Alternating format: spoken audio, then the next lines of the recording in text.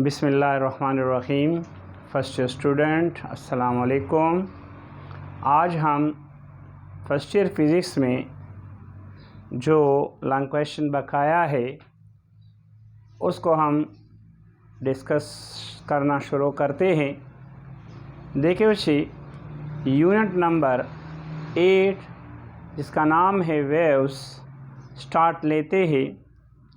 यहाँ पे हमने न्यूटन फार्मूला पर speed of sound and Laplace's correction तक ये टॉपिक्स डिस्कस किए थे। आज हमारा जो टॉपिक है वो है लेक्चर नंबर 11 इस चैप्टर में, और टॉपिक का नाम है effects of various factor on speed of sound. मतलब स्पीड ऑफ साउंड पे कितने फैक्टर्स वो इफ़ेक्ट होते हैं, कितने फैक्टर उस पर असरअंदाज होते हैं। तो यहाँ देखिए बच्चे, सबसे पहले हमने आपको बताया था कि साउंड क्या है।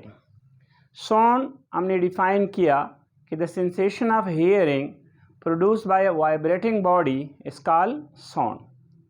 फिर स्पीड ऑफ साउंड एक्सपेरिमेंटली मालूम हुआ था 333 मीटर पर सेकेंड, लेकिन बाद में न्यूटन और लैप्लासियस ने इसको प्रूव किया 332 मीटर पर सेकेंड थ्योरेटिकली। अब देखिए बच्चे, हम जानते हैं कि स्पीड ऑफ साउंड के लिए हमारे पास जो फार्मूला निकल आया वो है v is equal to gamma p divide by रो। अब यहाँ पे स्पीड ऑफ साउंड कितनी चीज़ों पे डिपेंड करता है।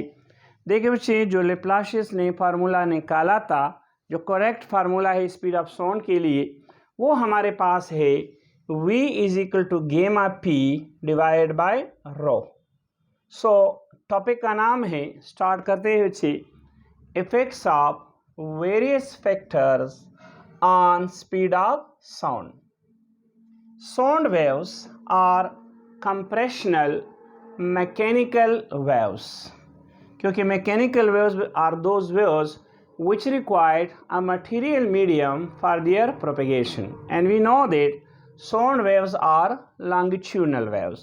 So longitudinal waves are those waves in which the particle of the medium vibrate parallel to the propagation of waves, and they produce compression and rarefaction. Compression means more energetic part and rarefaction means less energetic part.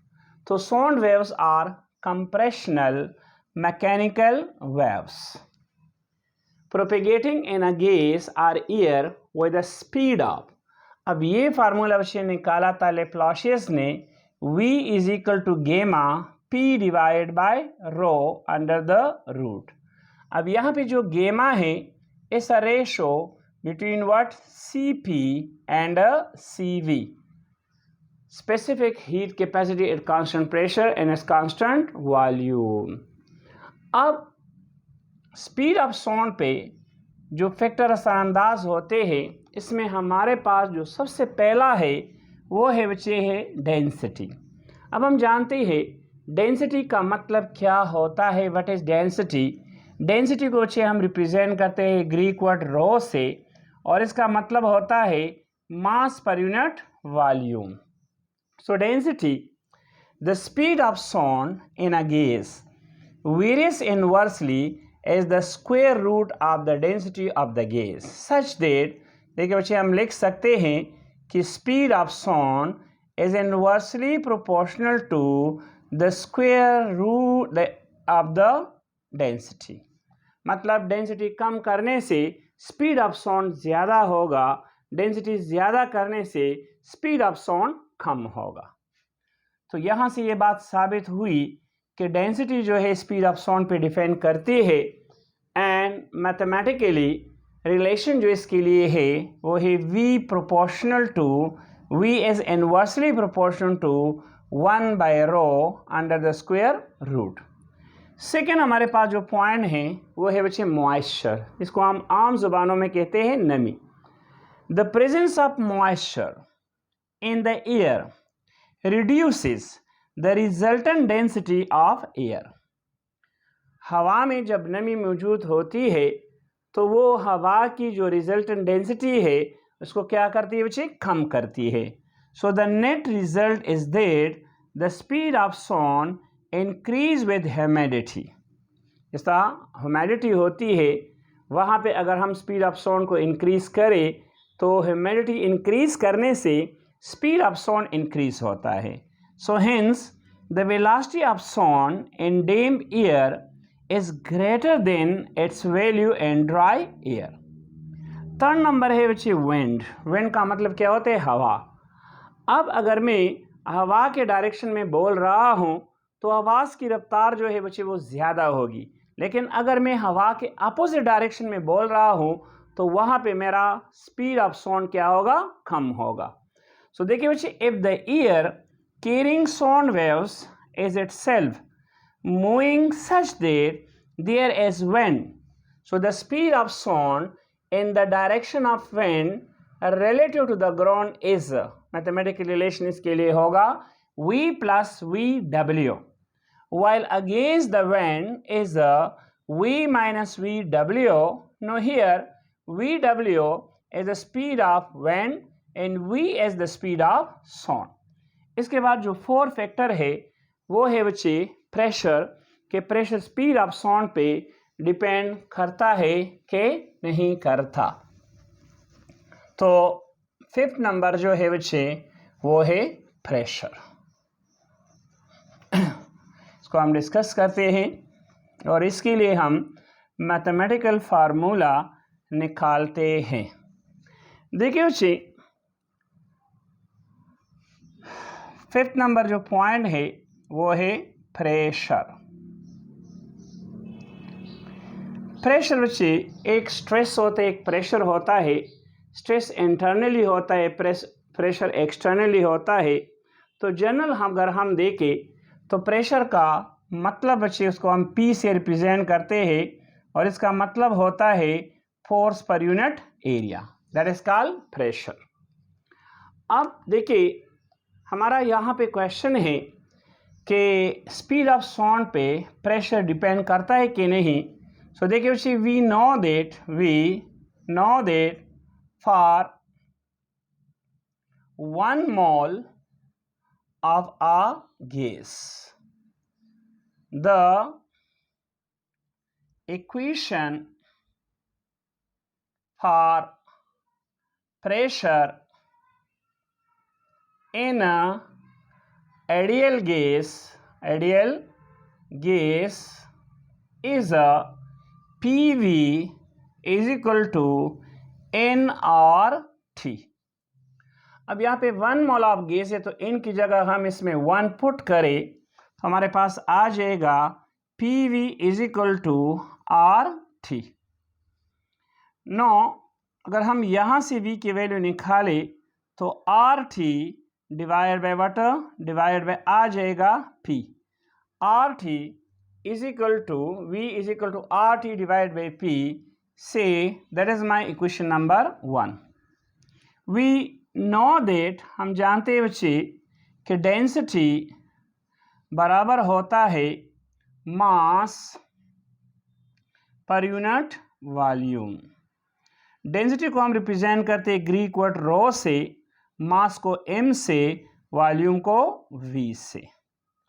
अब यहाँ पे अगर हम cross multiplication करें बच्चे तो देखिए हमारे पास यहाँ पे ये हमारे पास क्या है, v है। क्या है बच्चे, v। तो यहाँ पे ये हमारे पास हो गया equation number 2। So put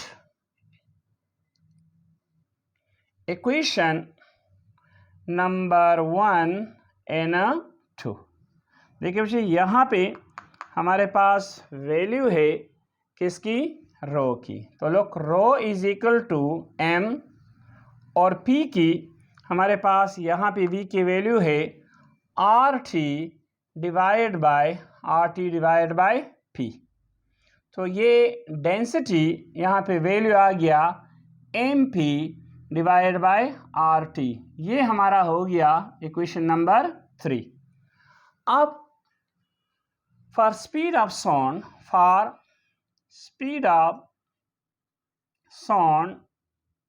according to Laplace's equation, the relation is P is equal to gamma, no, V is equal to gamma P divided by rho. Say that is my equation number 4. Now we want to put equation number 3 and 4. So V is equal to gamma P. अब यहाँ पे रो की value है बच्चे MP divide by RT under the root PP cancel. So V is equal to हमारे पास आ गया बच्चे gamma RT divide by M. So that is my equation number 5. So remember, from this equation it is clear that speed of sound depend upon gamma, RT and M. यहाँ पे जो T है that is called temperature. So from equation number 5 बच्चे it is clearly show that the speed of sound doesn't depend upon pressure, it depend upon temperature. So now we discuss the speed of sound depend upon temperature. So देखिए यहाँ पे बच्चे हमारा जो 6 point है वो क्या है, वो है टेम्परेचर. स्पीड ऑफ साउंड बच्चे टेम्परेचर पे डिपेंड करता है. अगर हम 0 डिग्री सेंटीग्रेड पे स्पीड ऑफ साउंड देखें तो वो हमारे पास है हाउ मच 332 मीटर पर सेकेंड. लेकिन अगर हम टेम्परेचर को 1 डिग्री सेंटीग्रेड बढ़ाए तो स्पीड ऑफ साउंड में 0.6 मीटर पर सेकेंड इजाफा हो जाएगा 1 डिग्री टेम्परेचर बढ़ने से. तो अगर हमारा रूम टेम्परेचर 27 डिग्री सेंटीग्रेड है तो फिर बहुत ज़्यादा, मतलब टेम्परेचर बढ़ने से स्पीड ऑफ साउंड बढ़ता है. तो 6 नंबर पॉइंट हमारे पास है जो कि इस पे स्पीड ऑफ साउंड डिपेंड करता है, वो है टेम्परेचर. अब देखिए बच्चे we know that V is equal to gamma RT divided by M. That is equation number 1. अब इस इक्वेशन से ये बात साफ जाहिर है कि speed of sound is directly proportional to the square root of temperature.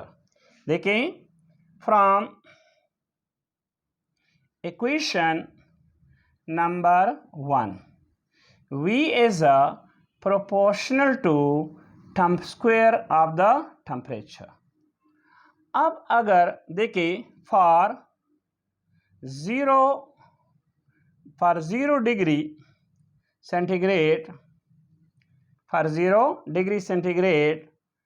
अगर हम टेम्परेचर को 0 डिग्री सेंटीग्रेड करें सो देन जो स्पीड है वो हो जाएगा V0. तो इस इक्वेशन को बच्चे हम इस तरह लिख सकते हैं कि V0 is directly proportional to T0 under the root. So that is my equation number A. अब अगर हम टेम्परेचर को, मतलब अगर हम स्पीड ऑफ साउंड को V करें तो यहाँ पे हमारे पास टेम्परेचर क्या होगा, T होगा. So that is my equation number B. Divide equation number B by A.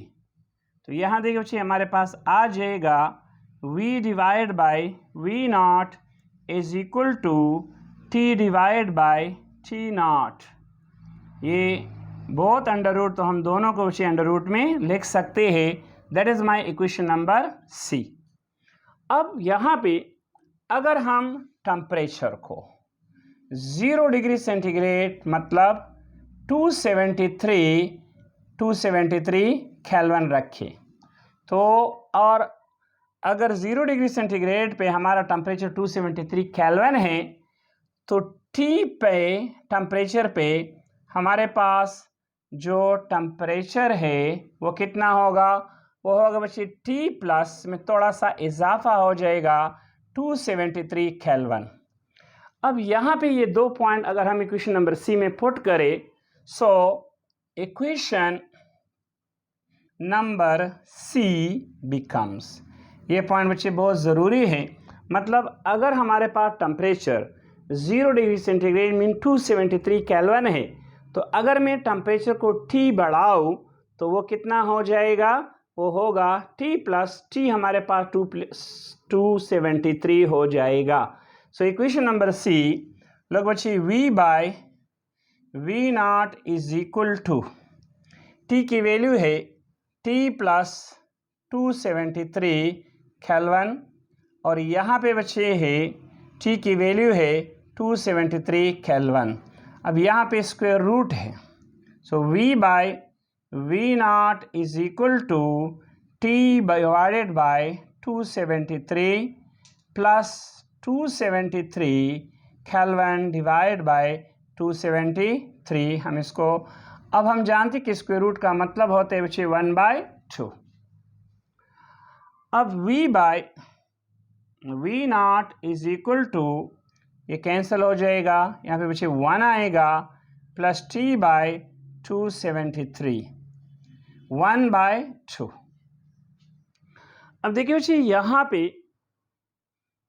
हम यूज करते हैं बाइनोमियल एक्सपेंशन।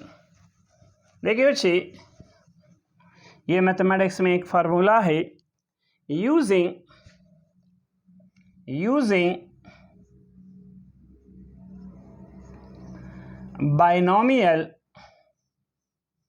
बाइनोमियल एक्सपेंशन के लिए बच्चे फार्मूला है कि 1 प्लस एक्स होल की power n is equal to 1 plus n x plus n minus 1 divide by 2 factorial x square and so on up to infinity.